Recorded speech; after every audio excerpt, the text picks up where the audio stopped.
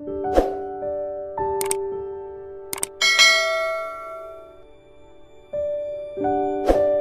ya, Clifford Geertz ini lebih melihat manusia sebagai animal symbolicum.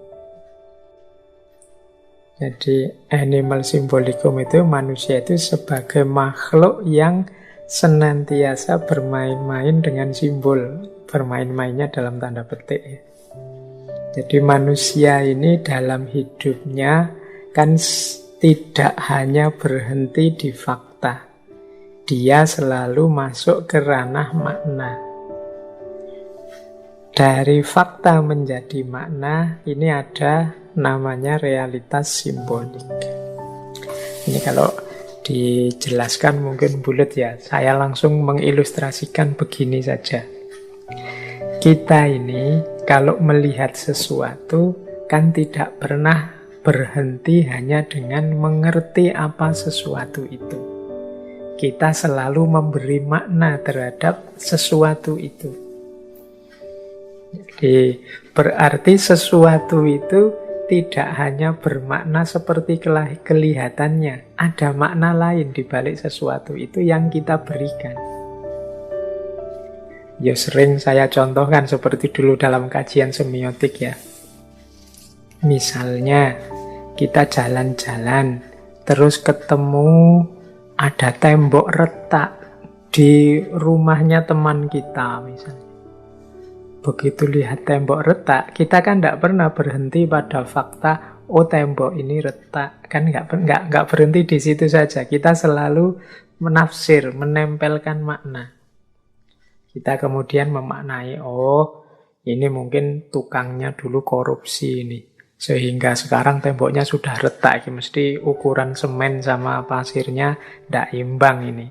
Loh, kita kan memaknai itu. Atau mungkin kita memaknai lagi, oh ini mungkin karena cuaca sekarang sudah kacau, sudah ekstrim. Jadi tembok-tembok mudah retak.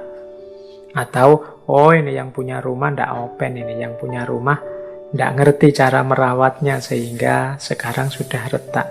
Ada banyak makna kita tempelkan terhadap fenomena tembok yang retak tadi. Ini untuk mengilustrasikan ya bahwa manusia itu makhluk simbolis. Apa saja diperlakukan seperti simbol. Simbol itu kan sesuatu yang diberi makna, yang berbeda dengan yang tidak sama persis dengan kelihatannya atau kenyataannya.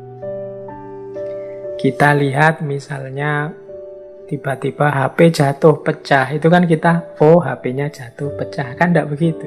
Kita memberi makna, oh itu karena tidak diberi casing sih, oh itu karena yang punya tidak hati-hati sih, oh itu karena memang HP-nya kurang mahal sih. Kita selalu nempelin makna pada apapun. Ini menunjukkan kita ini makhluk simbolik, selalu mencari yang ada di balik yang kelihatan.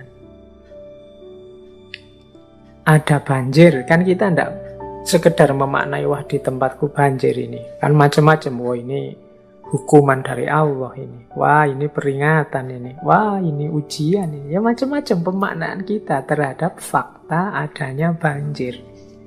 Jadi kita ini tidak pernah berhenti di fakta. Kita selalu lanjut ke aspek makna yang ada, yang kita berikan melampaui faktanya.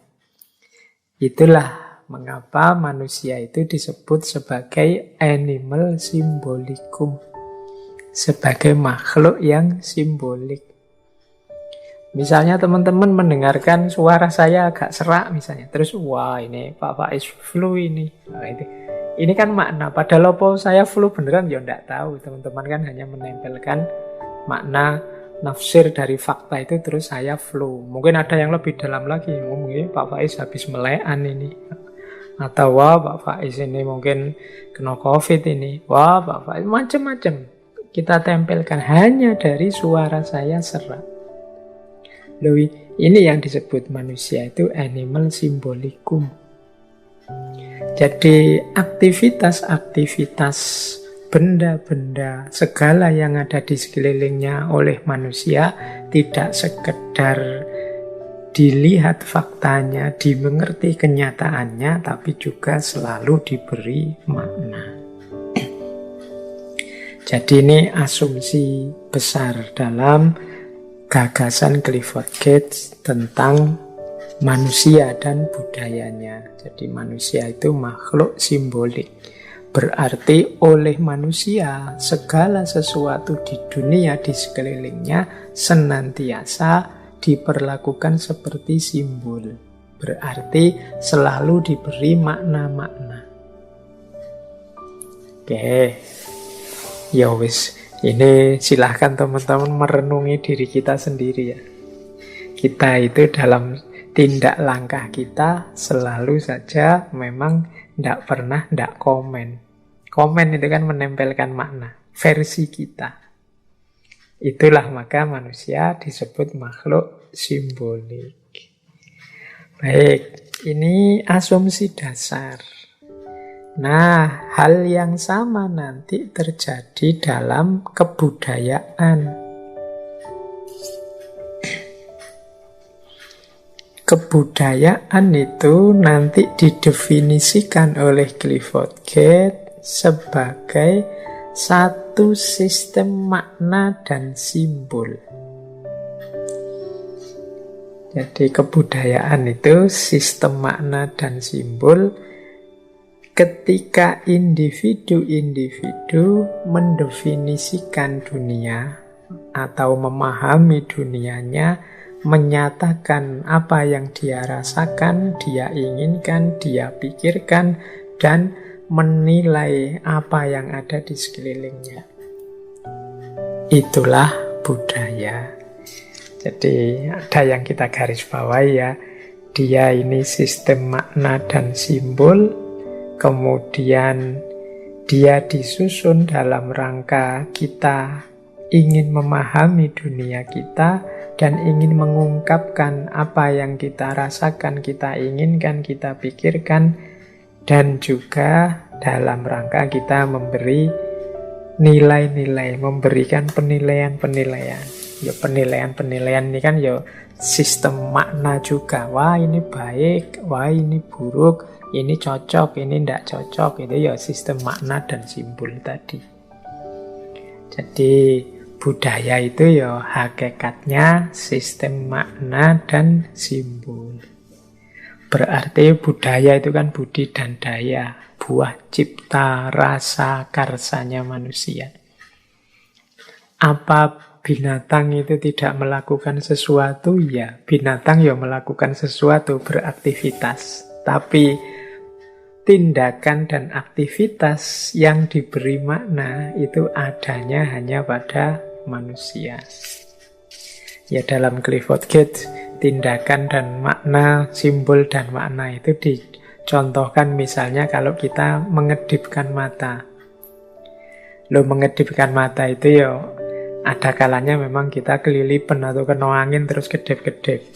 Tapi ada tindakan budaya dalam mengedipkan mata, misalnya ngode.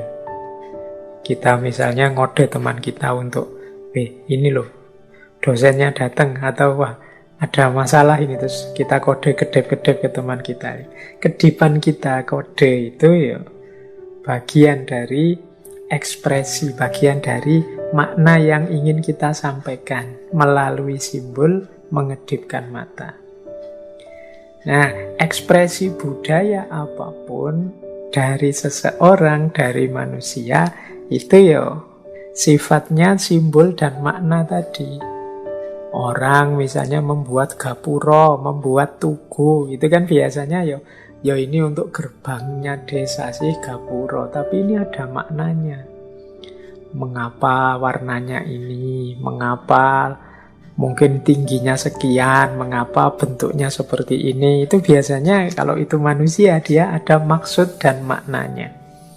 Jadi itulah yang disebut sistem makna dan simbol.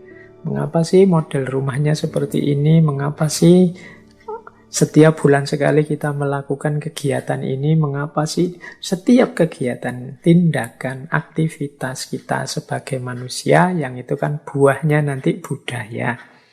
Loh itu ada maknanya.